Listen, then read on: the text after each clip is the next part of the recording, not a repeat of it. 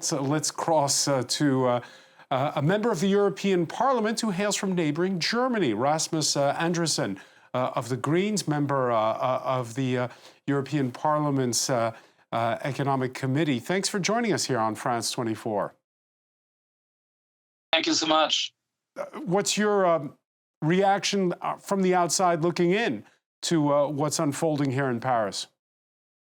Well, I mean, we are following the developments quite closely, both in the European Parliament, but I think this is also true, for example, for Germany, as the country I'm elected in, because French economy is a very important one for stabilizing also European economy. So this means that, like, the political uncertainty you are dealing with in France right now also has a huge impact for Europe, and especially for the countries closest to you. Rasmus Andresen, we can call up a graph that shows the makeup currently of the French Parliament, and in it you see this split. There's the far right to one side. There's various shades of the left to the other, and in the middle there's sort of a central block. There we see the graph. I mean, is it very different from Germany? It doesn't seem to be. So why is it so much more difficult here than it is there? Well, I think that the way I understand it, these French politics is not working very well in collaborating beyond the aisle, and the political system of having normally a president which basically with the party of the president can do whatever they want is not working any longer. And this is a big difference, for example, to the way we are working in the European Parliament or the German Bundestag is functioning, because we are much more used to collaborating with different parties and to find compromises. So I definitely think this is part of the situation. It's up to the French colleagues to decide, but my feeling is that it's now time also for the president to show leadership and also to talk to other parties and to build up a compromise linked to the budget. Linked to the budget, is it a problem with France, or is it just the way politics are going, more and more splintered? We saw regional elections in your home state recently where, again, the far right made inroads. We're seeing in the Netherlands where they have a caretaker government for a caretaker government, actually, right now. Is it just that there just aren't Big Ten parties anymore? Well, I mean, that's for sure true that we are facing difficulties in all of our countries when it comes to the race of the far right, when it comes to citizens who are feeling that politics are not working for them any longer.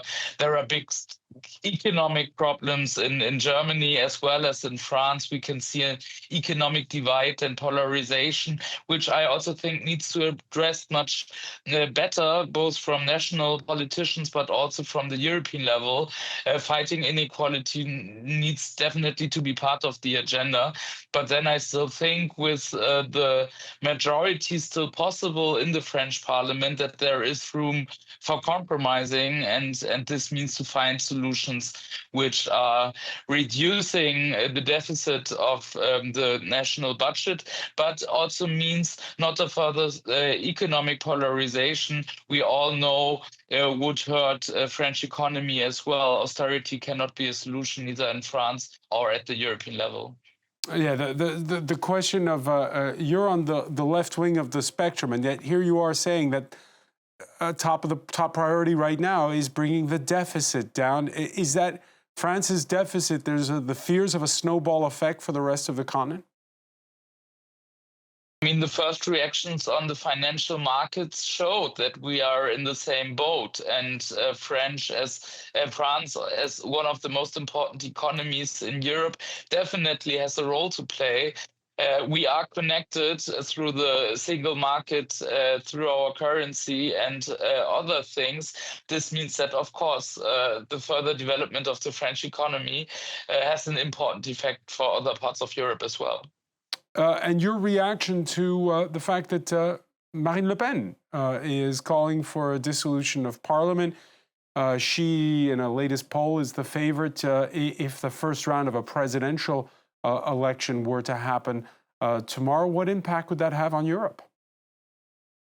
Well, giving power to the far right means more uncertainty, meaning the economy would not be solved, but even it would get more problematic, and the financial markets would definitely react if this would happen in France, as they would react if this would happen with the alternative for Germany in Germany as well.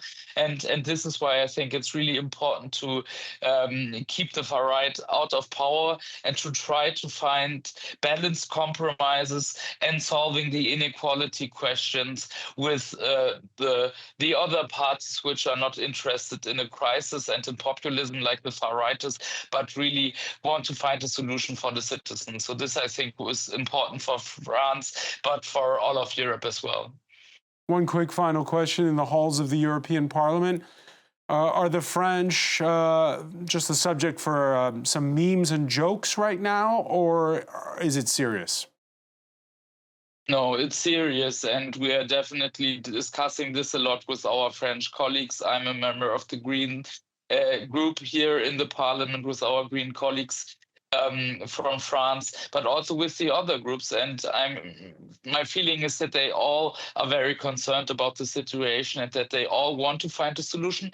But there is also a big wondering about the role President Macron is playing right now. And my feeling is that even people closer to him doesn't really understand what he is doing. And this is what I think is the biggest concern we are having here right now, because we know that this is like important for France and for French citizens, but it's definitely also important for the rest of the EU.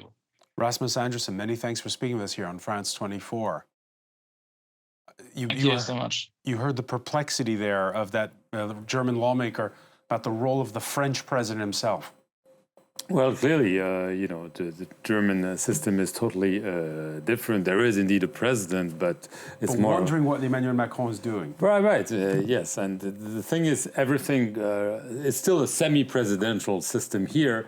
But in the end, the president is the one who appoints a prime minister. He's the one who can dissolve parliament. So the two key decisions, the two options, are sitting on the desk of Emmanuel Macron. And so that's why there's a lot of pressure on him. There's also a lot of anger at him. If you look at the polls, a poll taken today shows that his popularity is 14%, 14%.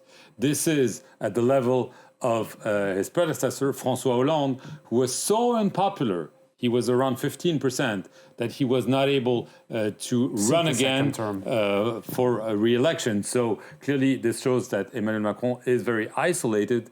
He has to listen to the French, find a solution, and hopefully for him not being forced to dissolve parliament, because this could be even more trouble. All right, this crisis will run. We're not going to hear from Emmanuel Macron, at least not this Wednesday evening.